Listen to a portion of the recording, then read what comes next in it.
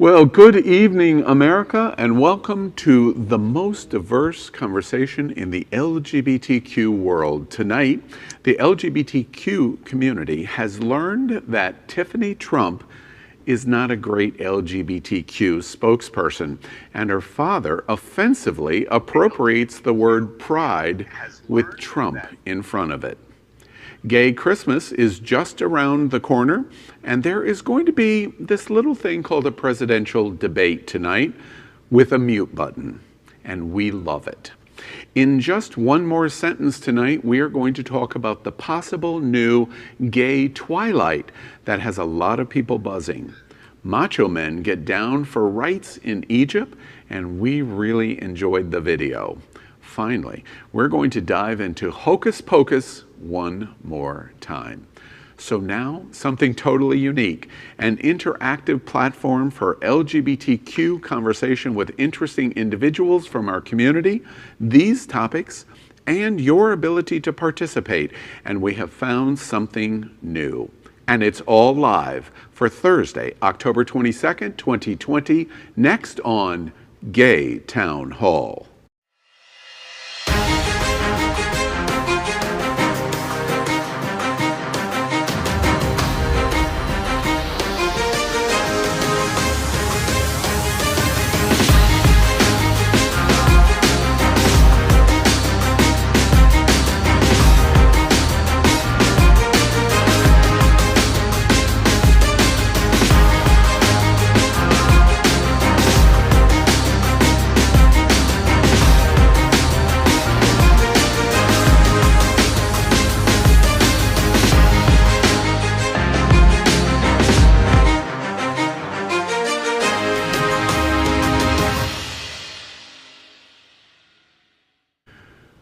Well, welcome back, America, to Gay Town Hall. To begin tonight, we would like to announce that starting Tuesday, November 3rd, Election Day, the Happening Out Television Network is going to launch the premiere of Good Morning Gay South Florida at 8 a.m. live on all social media channels, and then live on demand throughout the rest of the day, because this is going to be daily, focusing exclusively on the news of Gay South Florida's most interesting LGBTQ personalities, Gay South Florida groups, Gay South Florida charities, only Gay South Florida prides, and only Gay South Florida fun, including the bars, restaurants, parties, events, and more. It's very exciting. Watch this.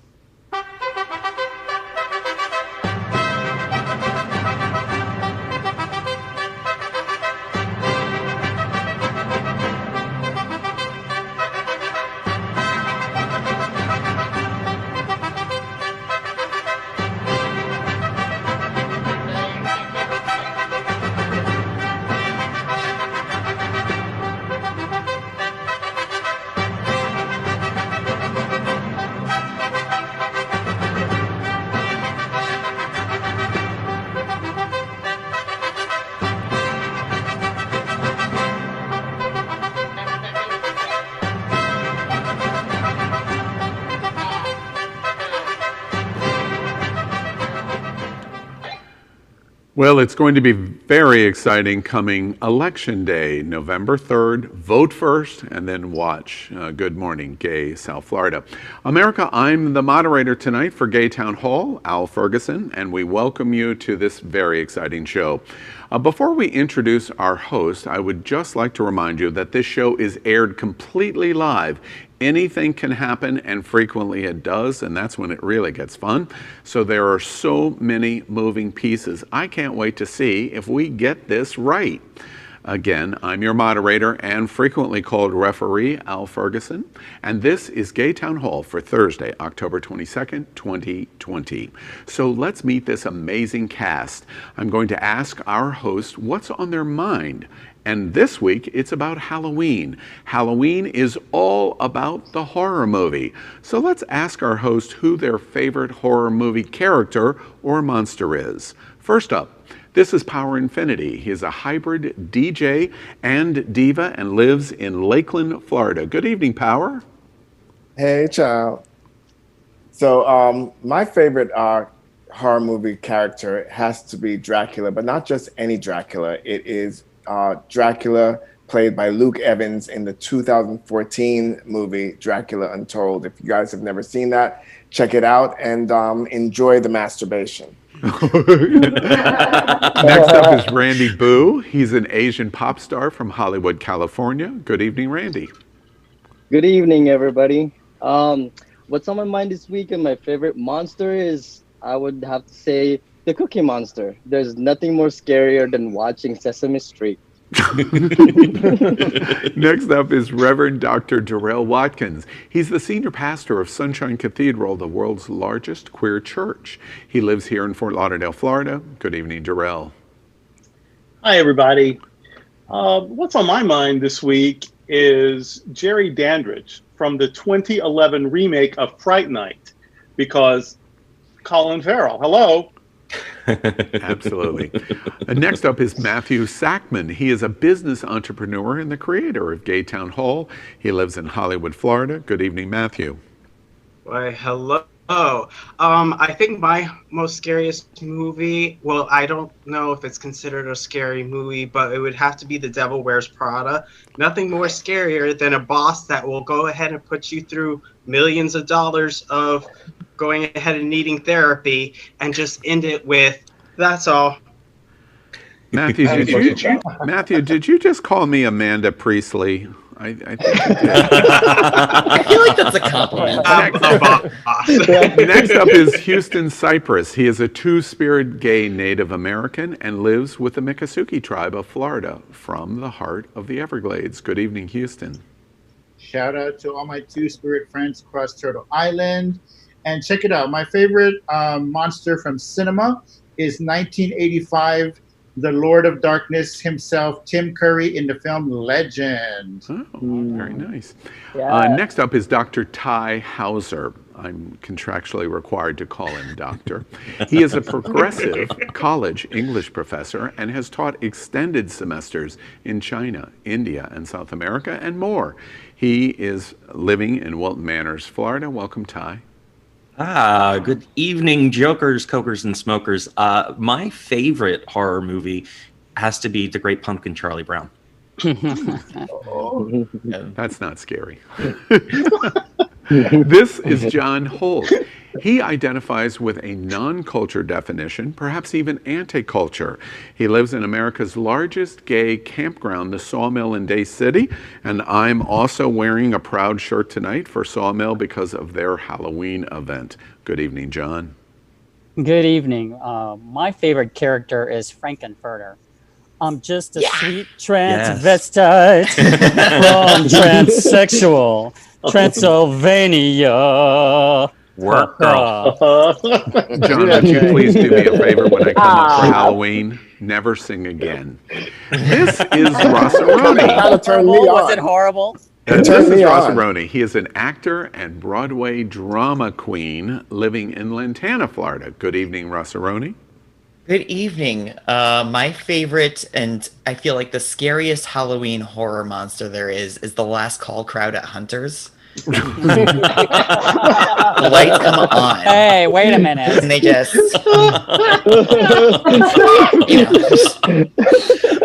Hashtag truth. Next up is Elimination Onyx. He's a sex-positive leather pansexual from Fort Lauderdale, Florida. Good evening, Elimination.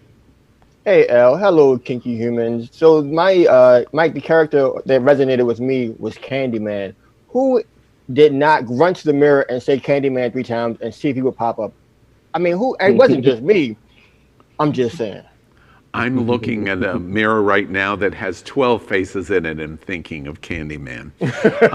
Next up is Angie Oz. She's carrying the girls' banner tonight as a poly, non-binary, queer animal rights activist, a marketing specialist, a film creative, a social activist, and by the way, she's got some psychic tendencies. She lives here in Fort Lauderdale, Florida. Good evening, Angie.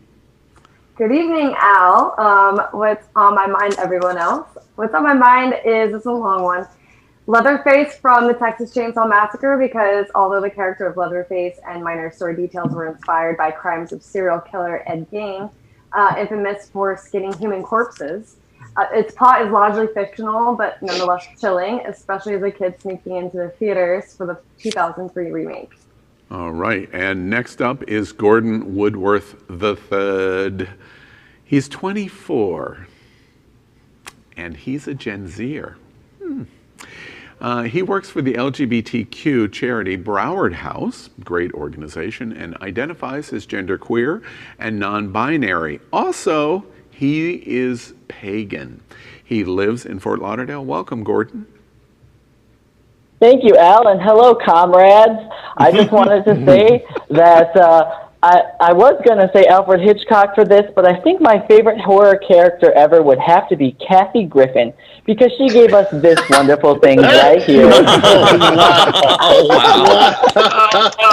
wow. Excellent. Wow. And speaking of that, this is Brian Pita, guest host tonight here in Gaytown Hall. Brian is an attorney and a realtor who is independent, who is likely to be a Trump voter this election. Welcome, Brian. He lives in West Palm Beach, Florida. Good evening, everyone. I think that when I think about my favorite monster, it's actually Slimer from the original Ghostbusters, because like me, he absolutely loves junk food. And he might slime you, but you're probably having a pretty good time. Speaking of somebody, welcome Brian tonight. Speaking of somebody that just loves junk food, America, tonight we introduce you to a unique host, you.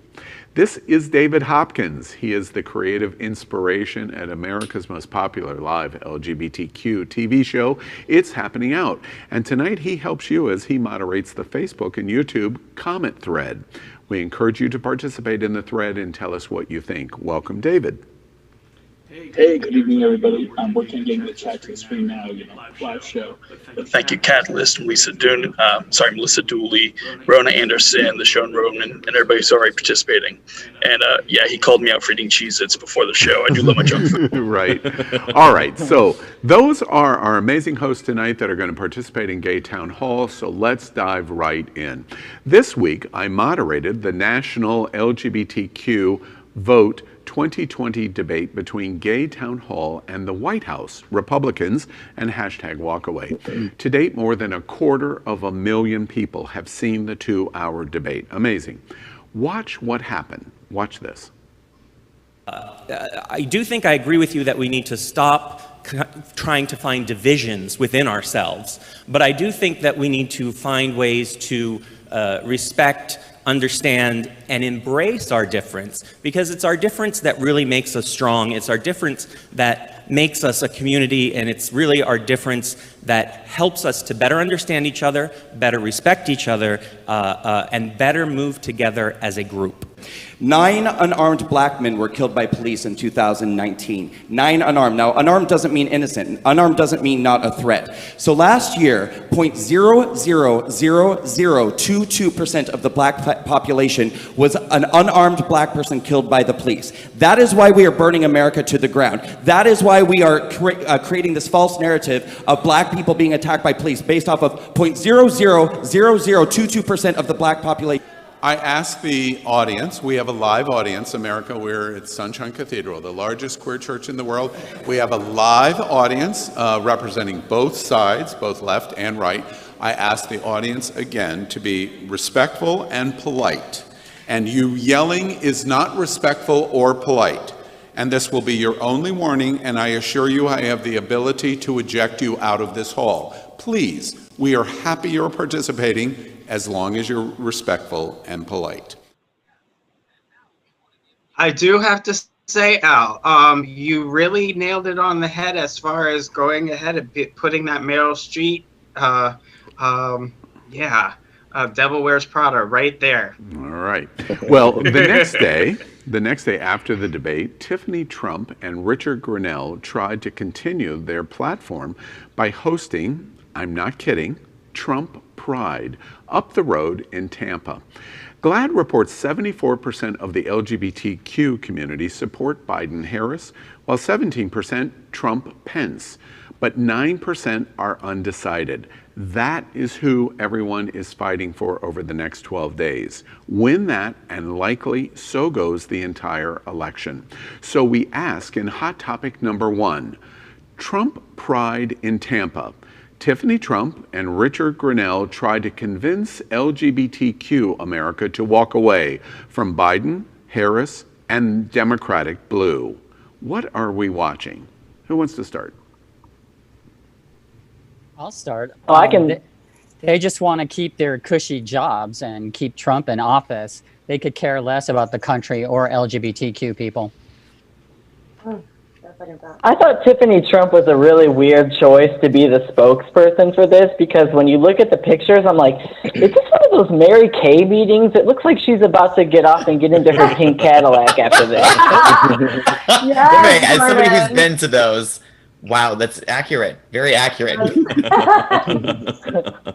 I thought it was interesting that, Al, when you gave this introduction, you mentioned the LGBTQ, so forth, but when she spoke, the T was totally forgot.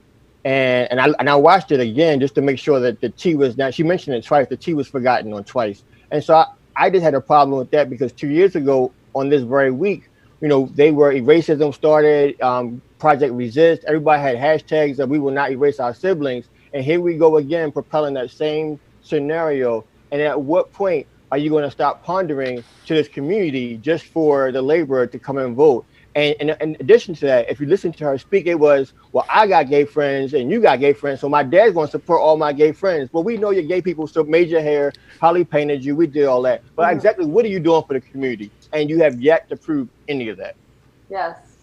Okay. So, yeah, well, simply saying that you... Go ahead. Brian, you'll have to, I'm sorry, hold on. I'm going to help Brian because of being a guest. Brian, you'll have to push right in. All right. So I actually think that in terms of administrations, the Trump administration, for example, Richard Grenell, and I'm more of a Peter Thiel person myself, but Richard Grenell, the first openly gay person to serve on a cabinet level position. And this is something Trump did. This is not something Obama did. It's not something Bush did, Clinton. These are actual things that we never saw before in a Republican presidency or administration. So I think it's probably limited to what Republicans can get away with, because Republicans still have their base that are naturally conservative. But this is real progress at a level that I think has to be acknowledged. And I don't think it's just empty. I think we have to acknowledge it. If you want representation, this is the first administration to do it. And it wasn't gay-friendly Barack Obama who did it. It was Trump. So, Brian, are you familiar with the concept of a pick-me? I'm not familiar with whatever that term is, no. Yeah, that means somebody that stands up to represent a position basically because they're a token. And that's what he is. Because at the end of the day, this administration has done nothing meaningful to actually help us, and it's weird that they try to claim they have. And I know Joe Biden doesn't have a perfect record or whatever, but when gay marriage passed and all that, he was involved in all of that. So I just am really not seeing how Trump is good for the gay community. I'm going to need you to show some receipts. And not only that, isn't Trump have somebody that actually is against for the LGBT running on within his campaign, who's completely against LGBT rights? You mean like Pence? You mean like Pence? You mean like Pence? Yeah. Well, yeah. The closeted Pence. Are you kidding? I mean, find me a Trump, somebody that's in the cabinet who is not for is for the LGBT. Why talk about one guy that's in the government when his policies hurt hundreds of thousands, if not millions, of gay people? Forget about the one guy. Make your policies pro-gay, and then don't get in front of us. And again, these people are just pandering to get the 9%. They're desperate at this point, and they're trying to pick up 9%. Good luck with that. I mean, maybe they will. I'm surprised that even 17% can vote for a person like Trump. I definitely, regardless of the personalities. I definitely I'm going to jump in, but I would really, I'm interested in what because Brian looked like he was going to say something after Gordon spoke, and I'm I'm trying to be very nice to our guests, and I'd like to hear what Brian has to say. But I'm definitely going to get in this. But Brian, All right. So again, you're not ever going to have perfection on gay issues from the Republican Party. And I think everyone here might have short memories that just 10 years ago, Joe Biden, neither Barack Obama were for gay marriage. As a matter of fact, on the record, if you go back and listen to Donald Trump, he was for gay marriage when he wasn't in the political realm before any of these politicians that now were, that evolved on the issue as time went on. So I think what we're seeing is a shift in the Republican Party as they, again, their base is religious people. Mike Pence is a religious person. That's America. And you're not going to be able to just cut out that portion of America, just like we don't want them to do it to us. So his voice is there.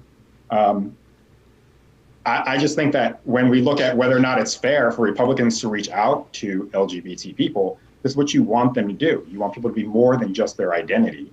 And it's just like the same argument that a lot of African Americans have about tokenism and that sort of thing.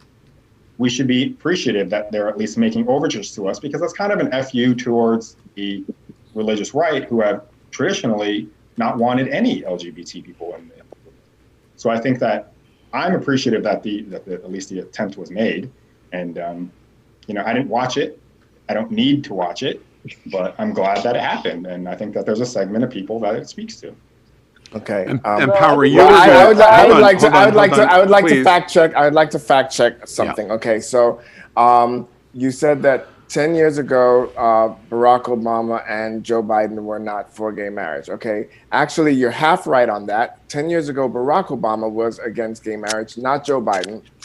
Joe Biden was actually instrumental in bringing Barack Obama around to gay marriage. That's the first thing. The second thing is that in 1992 or 1990, guess what? I was against gay marriage too. And I'm sure there's a lot of people on this panel who, were not out back when and probably had homophobic or transphobic views because we were ignorant back then.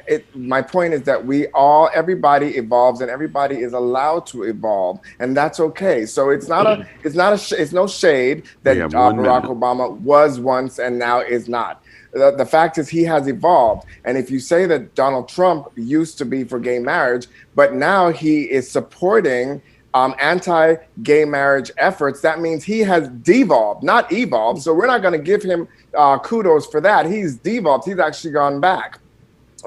Richard Grenell to me reminds me of Samuel Jackson's character in Django. If anybody saw Django when he played the hateful Negro house slave Stephen?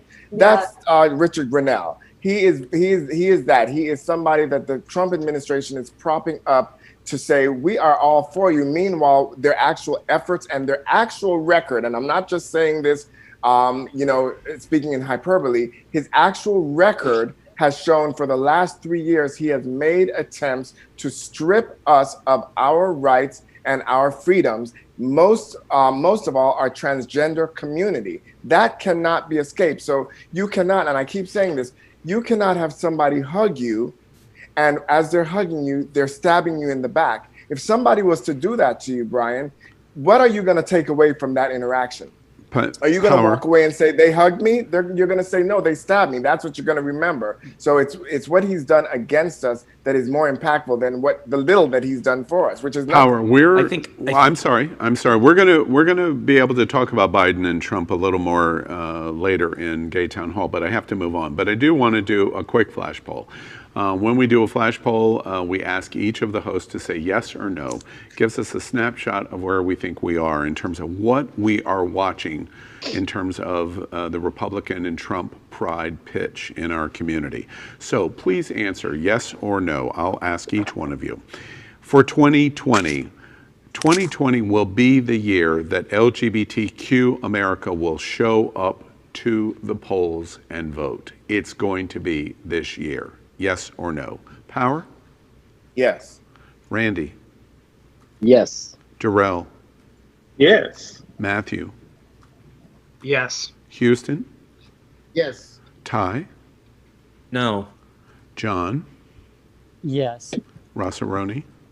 Yes. Elimination? Yes. Angie? Yes. Gordon? No. Brian? Yes. Very significant number of the LGBTQ community, as represented by our host at Gay Town Hall, do believe that we are going to see record numbers turn out for November 3rd. Let's move on. Tonight we have an interesting segment called Just One More Sentence. I'm going to give an interesting headline or headlines from this week, and all the Gay Town Hall hosts are going to weigh in by writing the story themselves. But there's a twist. They can do it in just one more sentence. But combined, all the hosts will tell the story in a hilarious, interesting, or an entertaining way. So let's go. We begin. Thirsty much? Netflix is finally going to gay reboot Twilight, called First Kill. We get to watch and decide who finally wins between vampire Edwin Cullen versus werewolf Jacob Black. Or perhaps it's ingenue Bella. I loved how he said that. Bella Swan. So let's write the story in just one more sentence. Headline: Netflix just gave the go-ahead to the gay Twilight. And LGBTQ sexy is either team werewolf or team vampire. What do y'all think? Power? Clearly, somebody didn't read the link. So let's spoiler alert. This is actually a lesbian story, a lesbian love story. I did my research. This is actually a lesbian love story about a vampire and a vampire hunter. So this really gives true meaning to the phrase, love is a battlefield. I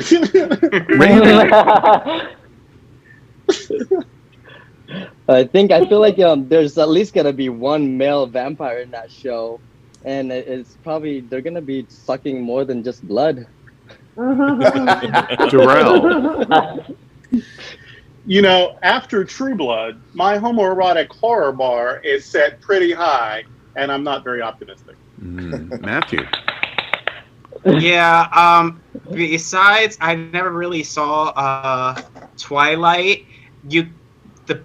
There's no going over Twinklight. If anybody of you seen Twinklight on Pornhub, yeah, that should win. Wow. I am here for the lesbian vampire realness, team vampire. Ty. Twilight, as long as there's not a blue light in my bedroom, we're good. John. Tis firm as stone.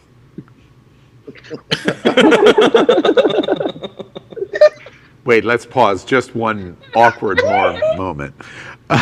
Rossaroni. Just like the after call crowd, they all dissipate in the sunlight. So why would I watch? Okay. Elimination. When Hunter met Thirsty, siblings get your fangs out. Oh. Angie. I hope Emma Roberts stars in this, but regardless, she's producing it, and I'll be watching because this series sounds like it's right up my alley. Give me all the girl-loving vampire characters, please. Yes, sis. Wait, what does right up my alley mean? Gordon? Yeah. Oh, girl. If this turns out to be the same quality as Twilight, I hope the first kill is me because I don't want to live to watch it. Brian? I actually never watched the Twilight series, but if it's lesbian, I just feel like they're going to spend way too much time cuddling. All right, let's move out. Happening Out Television Network tonight is broadcasting on our permanent set in partnership with Sunshine Cathedral, the world's largest queer church here in Fort Lauderdale and Wilton Manors, Florida. We always joke the gayest place on planet Earth. Our support of their Sunday celebration is the largest LGBTQ religious broadcast in the world. It's every Sunday at 10:30 a.m. Eastern, and it's completely live. We encourage you to tune in. Sunshine Cathedral is my queer church. Watch this.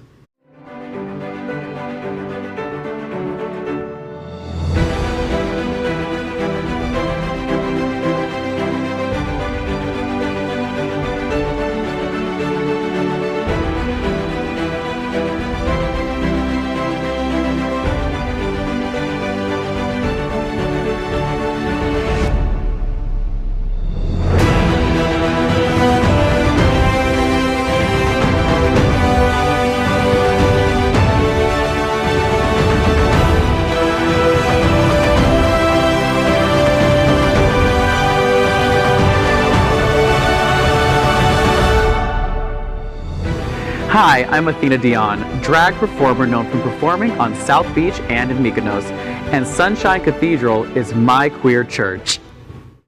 She looks fabulous. We'd also like to thank our set designer, Concepto Modern Living here in Fort Lauderdale, for making this set in this amazing queer campus possible. Let's move on. LGBTQ America can't wait for Halloween. It's our religious high holiday. Even in 2020 and pandemic, it's something we can't wait for. Watch this. How do you guys feel about Halloween? I love Halloween. I'm a kid all over again. Yeah, that's fun. Just express yourself. Are you planning on wearing costumes this year? We're gonna make something happen, period. We're going to dress you guys up in Halloween costumes and get your reactions to them. I'm down for that. That's gonna feel like the Halloween that we're gonna have. Really, I never had. Yeah, so we're gonna do this today. You ready to get started? Let's do it. Let's go.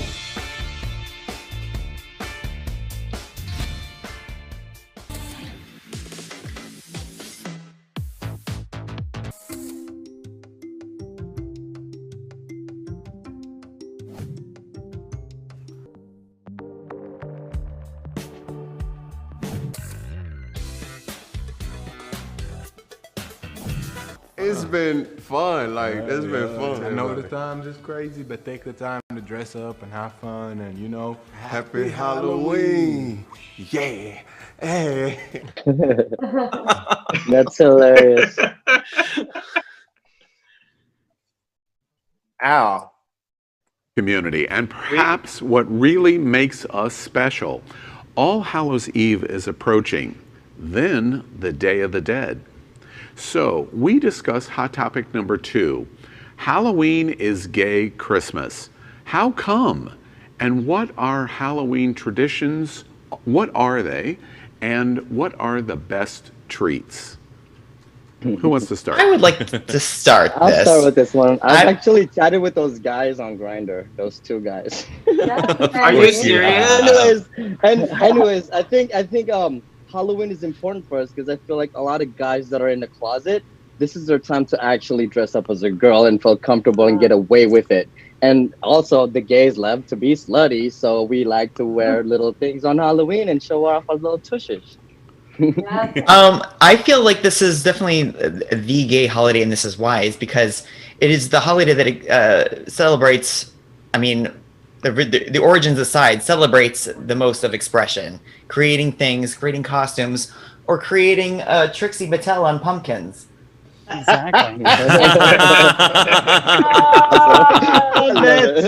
I blacked out. I am so sorry, Trixie Mattel, but yeah. Better expect that I'll be making a Katya soon. I know.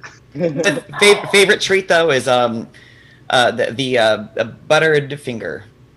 Buttered finger. Wow.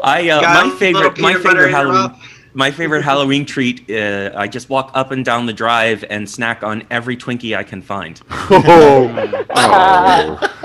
I just wanted to chime in on this one to talk about how a lot of people who are in the gay community are also pagan, and the celebration of Halloween comes from a Celtic pagan holiday called Samhain, which means summer's end. It's about celebrating our ancestors. It's about respecting those who came before and visiting with them. So this year, Samhain falls on Halloween, and I just hope that I can highlight how many people are pagan in the gay community, because we really have influenced the community, but usually silently or without being noticed. And I think that part of the reason Halloween is so big amongst the gays is because of that. So I also want to say kudos to what's happening, to the show for highlighting that wonderful couple. I mean, that really was nice. But I also say that I think that, for us as adults, we get a chance to truly be, have a chance to put a day where we can just be, where we can just have fun together as one community. All the other foolishness goes to the side. We join together. We be as crazy as we want. It's not a simple decision of division between us. We all come together. That all parts of the alphabet come together. We party together. We celebrate each other. We enjoy each other's expression. And it's that moment that we can truly love and be as one. And so I think that's what we all get. And as far as the treat, I know for me, and the drive. Once I moved here, I could not. You got to keep me off the drive and licking and touching and fingering and feeling it. Oh, did I say that? Oh, and in the back corner too. Hey. So I like the human treats. Sounds right. I mean, the question, if you really delve into the question, about Halloween and why it means so much, particularly to our community, and I think when you really think about it, let's just face it, the LGBT community is a community of that is full of arrested development. Most of us, no matter what our age, we're still like 10, 20 years younger than our straight counterparts in terms of the way we think, in terms of our playful maturity. So for us, Halloween gives us that opportunity to be kids again and to play dress up. And I mean, I still remember playing dress up in my mother's closet after church, putting on her heels and her dress, and that was fun for me. And I'm quite sure, whether they admit it or not, I'm sure a lot of our panelists probably did the same. So, it's an opportunity to actually play dress up and still be able to say, well, I'm still Butch the next day, even though you were the biggest queen. I play dress up in church. I do it for a living. I play dress up in church. But I want to say this about that too, about how everyone is 100% right. And I have one word for all of it, about the frivolity, about the coming out, about the ancestors, about the sexuality. All of that is true. And there's one word that covers all of that, and that word is sacred. I think what makes this experience so special to all of us is because it's sacred, whether it calls us into our authenticity or into our playfulness or into our connection with our ancestors. There is something innately and profoundly sacred about it. And that's why we love it. Awesome observation. Amen. Well, if Halloween is the gay Christmas, I'm actually the gay Christmas Grinch. I'm probably the only one. Wait! I'm gonna actually quote that actually for the reason. And be able to pronounce it right next time. It's called Grinch, not Grunch. Well, but for me, like Darrell. I love power. I love you, girl. For me, like Darrell, I also play Halloween almost 365, or at least 52 weeks of the year, at least once a week when I'm performing pre-COVID or spinning. So for me, Halloween isn't a big deal. For me, I can only speak for myself. It's not a big deal because I play dress up all the time. It's Halloween for me almost every single week.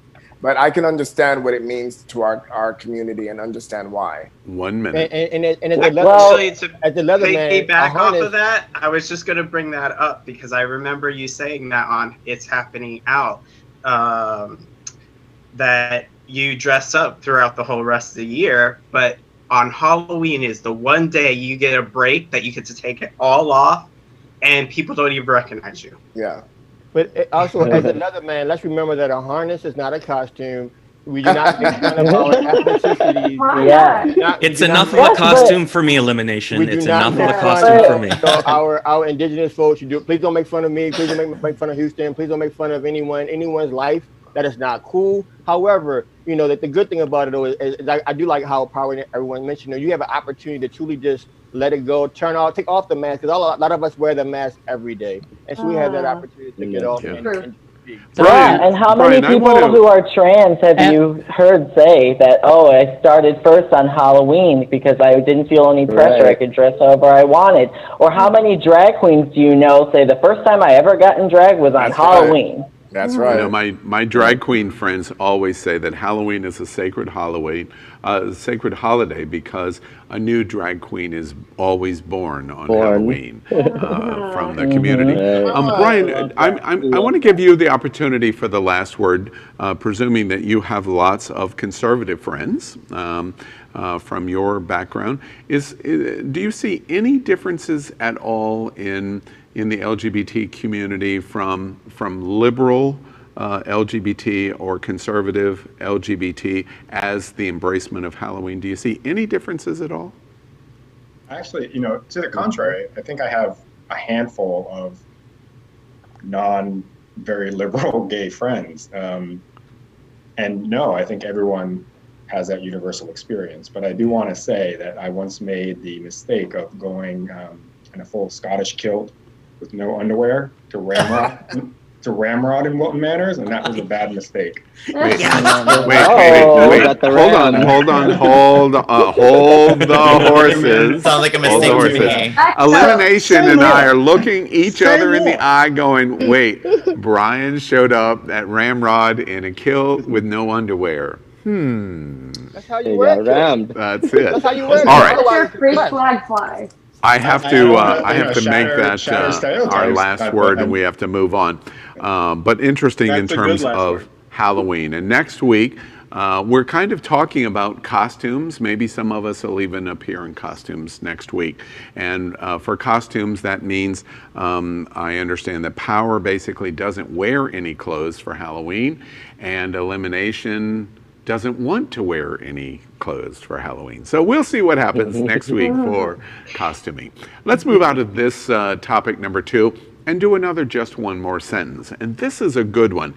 This has been just about my favorite story of October. Headline, one more sentence. Egypt is a country that is on the highest on the homophobic scale. So we were very surprised this week when we watched as thousands of police officers, cops, stripped down for Egypt's super anti-gay president in a bizarre celebration of the graduation, which was totally not a gay parade. Wink, wink. Watch this. Wow. All right, so we get to watch this, and y'all keep playing this production. We're going to write this story as they did this not-so-gay parade. In just one more sentence, the headline is, to the soundtrack of, oh, I don't know, let's say Macho Man. Should we defund the police in Egypt? Or, wait, seriously, what's going on here? All right, Power. Child, who cares if they're defunded in Egypt, honey? They can come to my house and strip, and I'll fund them with some dollar bills. Randy. It looks like you just played the song, It's Fun to Stay at the YMCA. Darrell. This video would be perfect if only it added an ostrich plume, a can of frosting, and a gerbil. Yeah. Oh. Wow. My. Matthew. I'm just looking at my future wedding cake. Houston.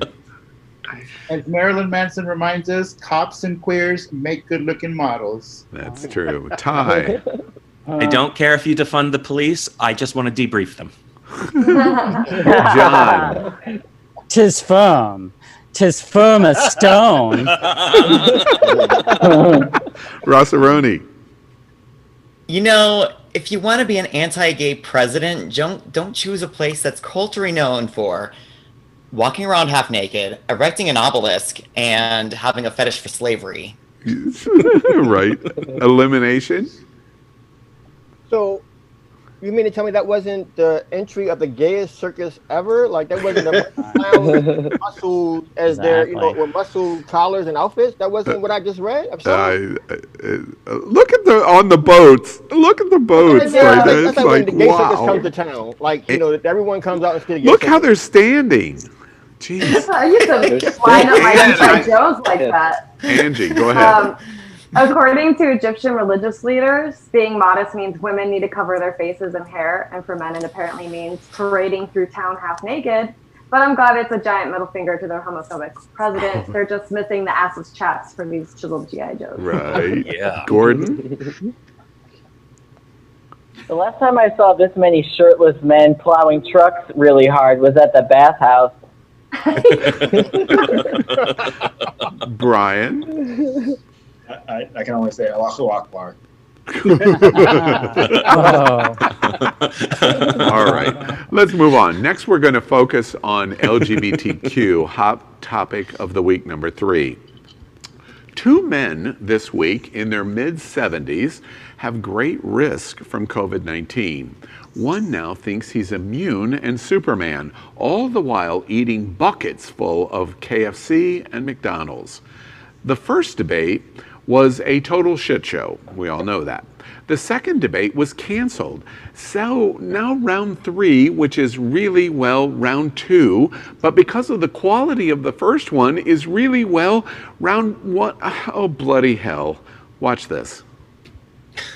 I beat Bernie Sanders. Not by much. I beat him a whole hell of a lot. I'm here standing facing you, old buddy. Pocahontas would have left Well, 2 days I tell early. you, You would have lost every primary. All he knows how to on do Super is hurt. Tuesday. You got Look, very lucky. here's the deal. I got very lucky. I'm going to get very lucky tonight as well. And tonight I'm going to With make what? sure, because With what? here's the deal.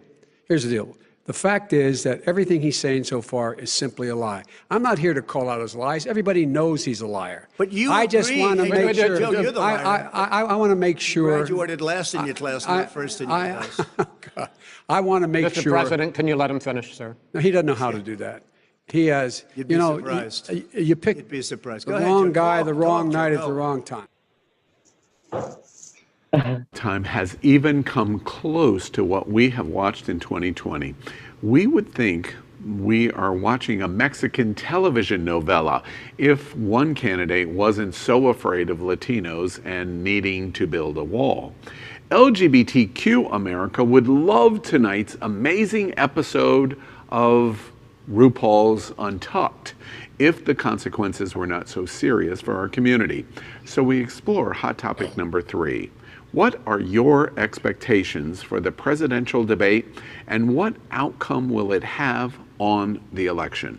Who wants Okay, to I'm gonna begin? jump in. I'm gonna begin. First of all, I expect Trump to throw a Trump tantrum because his mic is turned off tonight. That's the first thing I expect.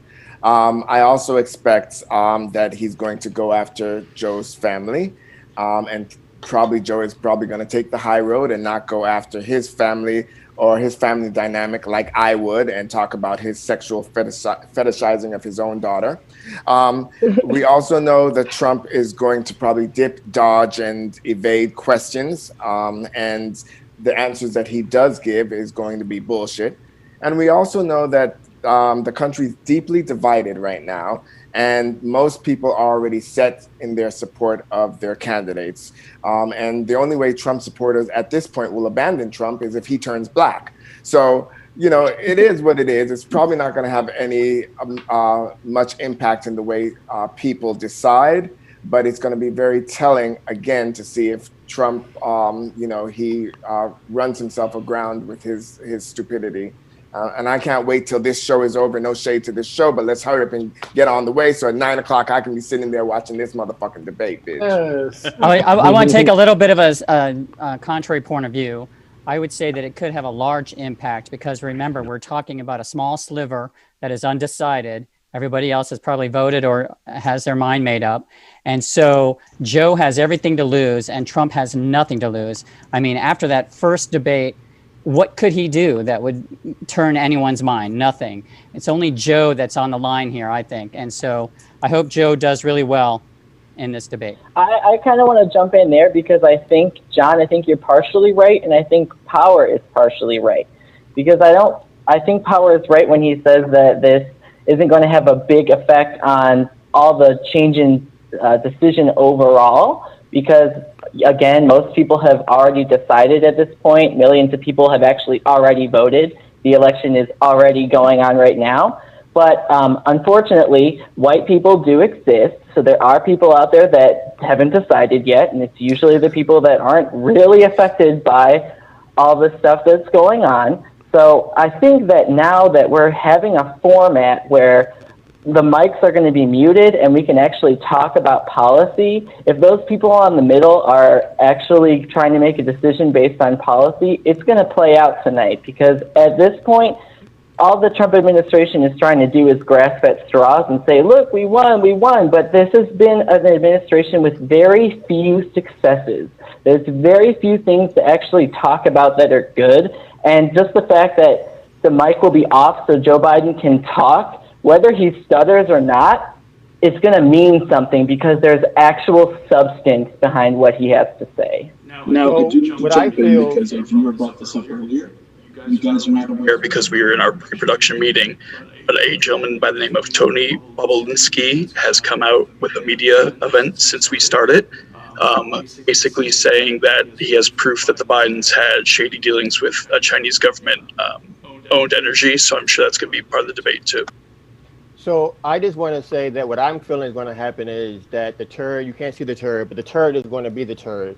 That I think that all that tonight is going to be for is going to be sensationalism. It's going to be, how do I hype up my base? How do I hype up the people who are going to believe in me? Because at the end of the day, with David just mentioning what David just mentioned, we know how it went 4 years ago with the emails, very last minute, changing people's minds. And so we know his base is all about, that's my president.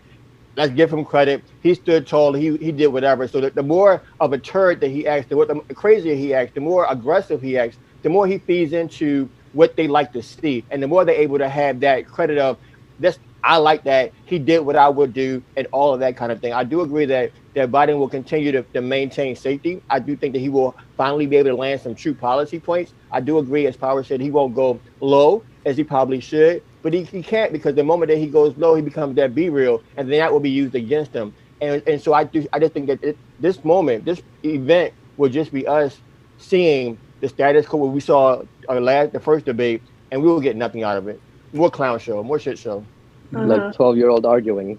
Absolutely. I'm expecting to get 1 liter of gin out of tonight's debate. I mean, actually, to piggyback after what you said, elimination, yeah.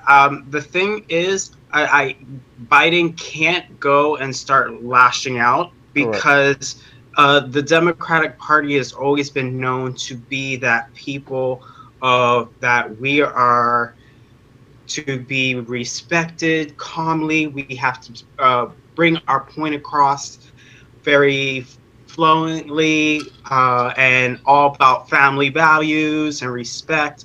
Why, if you notice, the Republican Party is always very quick on to jump and be very like, I don't care what you say, this is how it's going to be, and this is this and this is there. It's very, so nothing's going to change. And I'm all voted for, to be very honest, I all voted for them to put butt plugs, because I think they would have had better turnaround than just muting the mic. Yeah, I mean, again, I want to take an opposite point of view of this again. I think that Trump probably didn't prep very much for the first debate, probably minimally. I bet he's gotten his religion, and I bet he's prepped better for this one. It would almost be interesting to watch to see if he prepped and try to get smarter.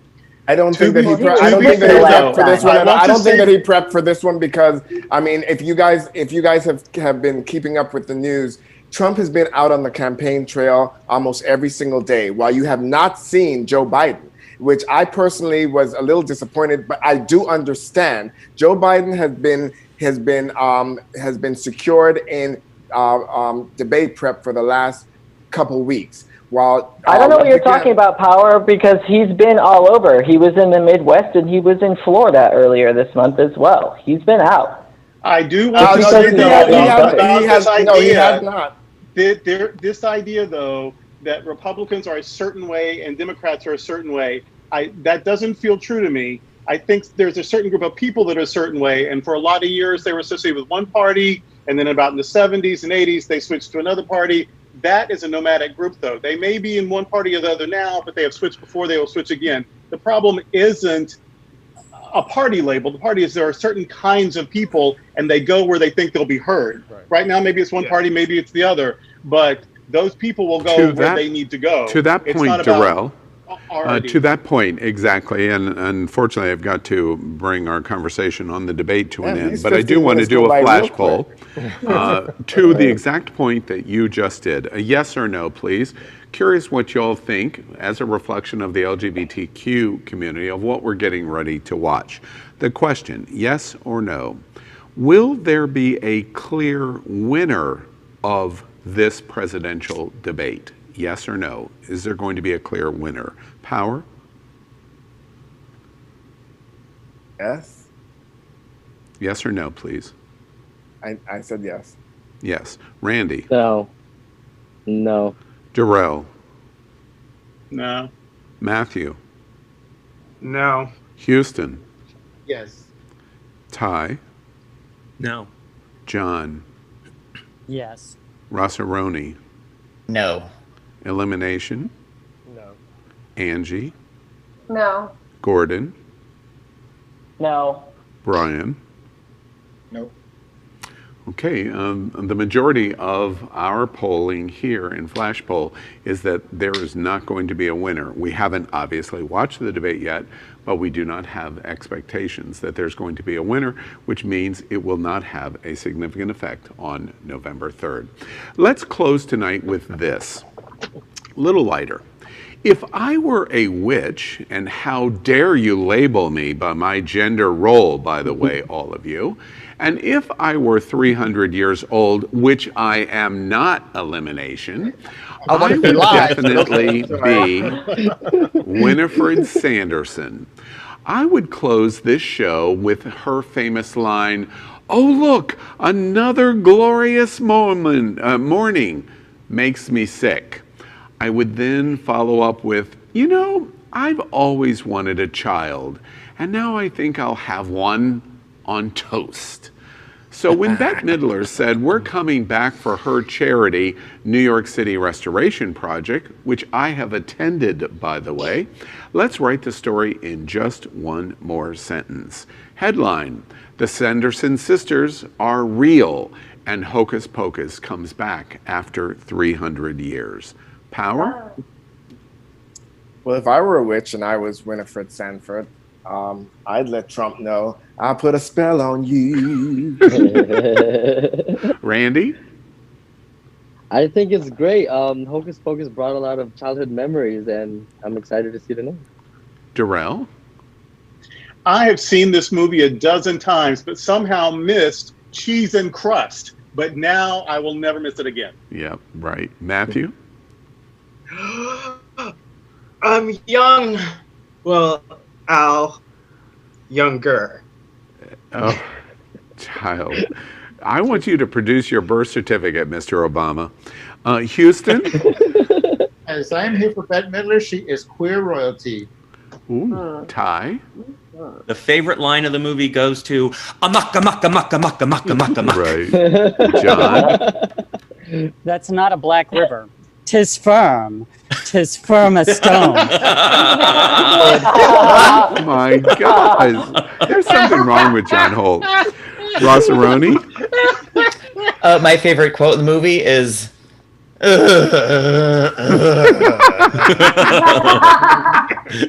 elimination. What a breeding of positive quotes and good feelings. I'm just wondering if I can light the candle now that I've been in pandemic and I'm a virgin again. You're a virgin again. Yeah. Okay. Angie? Yes, this is my favorite classic of all time. So please give me all the Bette Midler and SJP vibes. Plus, even at 44 years old, Vanessa Shaw can still get it. And Gordon? If you think of getting a virgin to light a black candle to bring someone back from the dead after 300 years was a lot, you should have seen what we had to do to get Al to come back.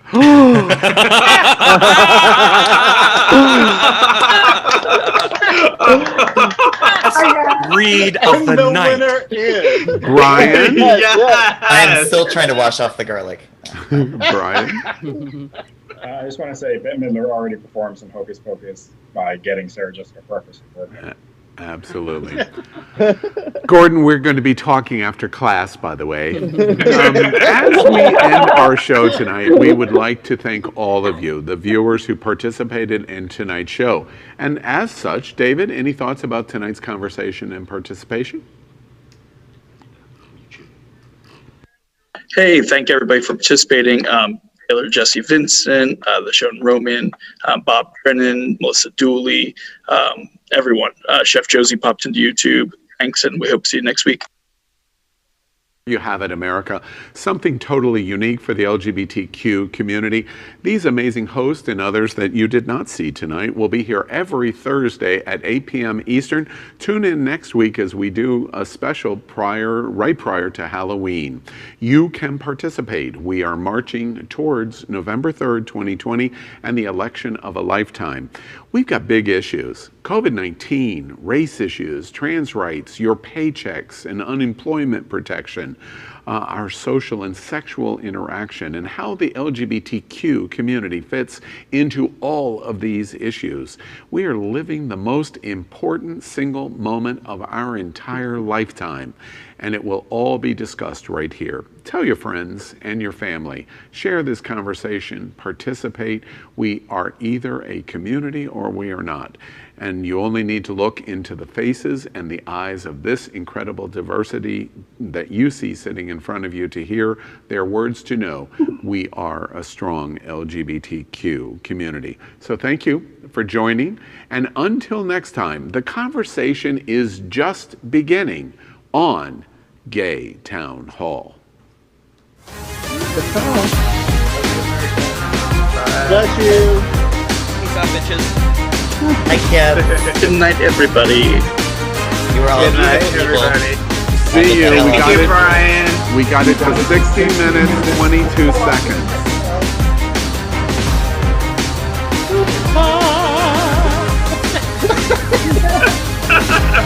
So long, farewell, Avita adieu. Avita said, You guys, I gotta tell you, Al, I was going easy on you because when you